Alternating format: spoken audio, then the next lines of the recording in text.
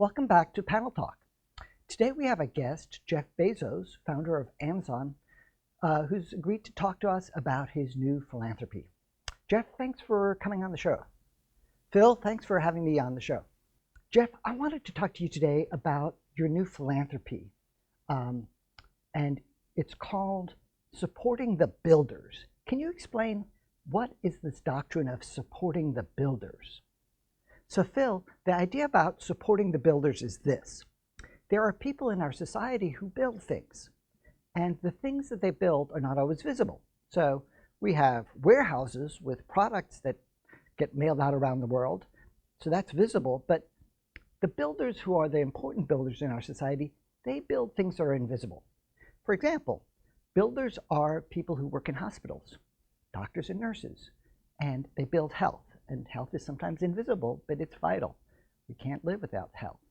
And people who are therapists, psychotherapists, people who are prison counselors. There's so many people who do important work in our world, and they are the builders. And we who have been fortunate, as I have been, need to be doing more to support the builders. So right now, our country and our world is facing a crisis with this coronavirus, the first of the coronavirus waves, so to speak, and our health infrastructure is just falling apart. And so we need somebody, more than one person, to step up and support the builders. It's just not fair for a person to choose to have a career in healthcare and then to expose themselves to the stresses and dangers of taking care of other people. And so I'm announcing today with this new initiative a $70 billion philanthropic donation to support both the coronavirus and something beyond coronavirus, and that is better decision making.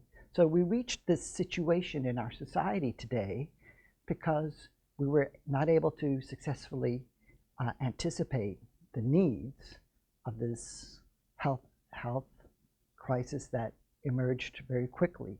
So we made a mistake, and we need to have better methods, decision-making methods, that are very different than current decision-making methods, where we can anticipate things. That's why I'm also announcing today a new initiative called the Institute for Fewer Mistakes. So I'm pledging that Amazon, from now on, from today, is going to be devoting 1% of all after-profit, 1% of all monies from our profits for better decision-making in terms of fewer mistakes on the planet. And we have to come up with better processes for making decisions. The processes we currently use are not effective, and they're broken. And so we need collaborative processes, and we have to use all the new digital technologies to come up with better ways of figuring things out so that we don't reach the kind of situation, the sad and stressful current situation that the planet is facing. So, Mr. Bezos, are you saying that your new philanthropy, is this something akin to the Giving Pledge? Phil, thanks for asking that.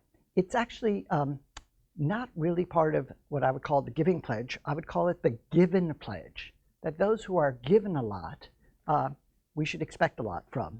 So the people involved in the Giving Pledge, they've done some good work over the many years, past years, but we need to think bolder.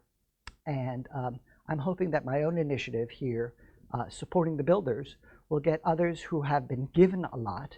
I would like them to have a moment to reflect on their responsibilities to their fellow human passengers on this planet.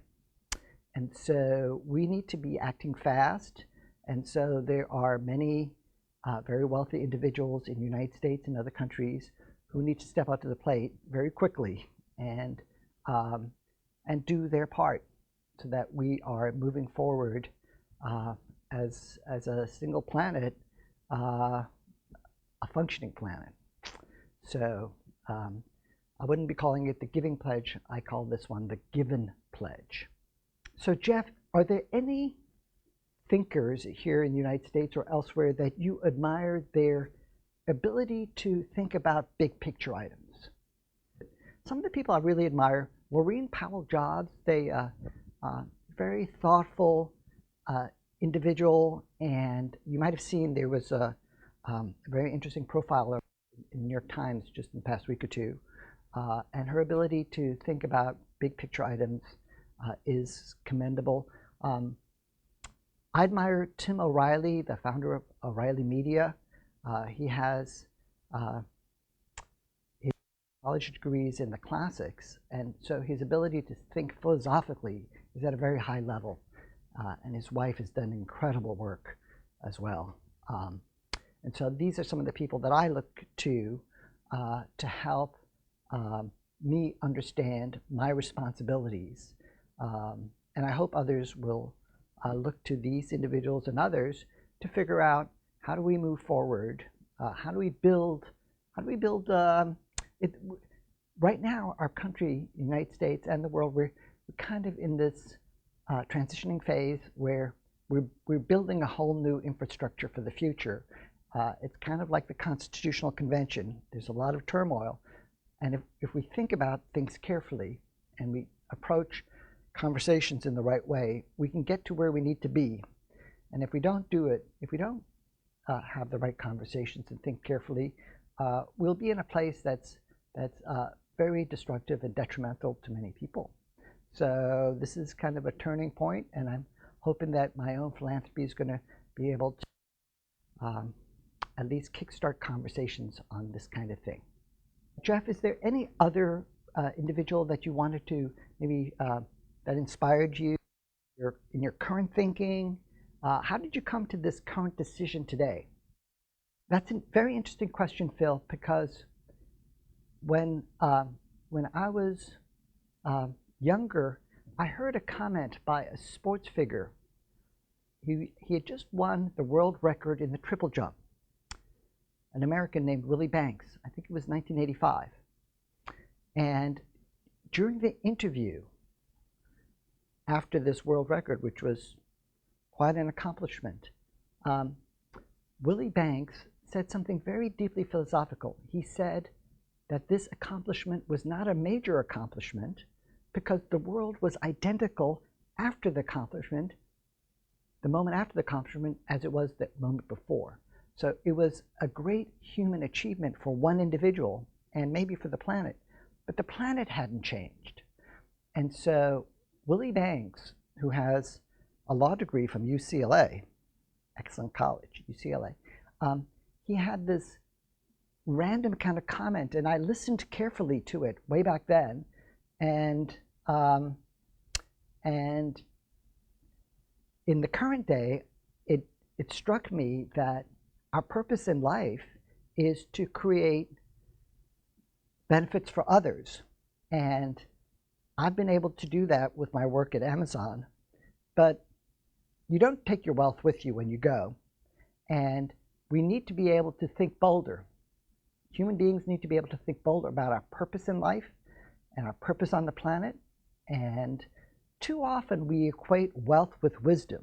That needs to come to an end, because we can make colossal mistakes by equating wealth and wisdom. Wisdom resides in the minds of philosophers and people who wonder. And so we must go and seek the wondering, because that's where the answers are. The answers are in the wondering.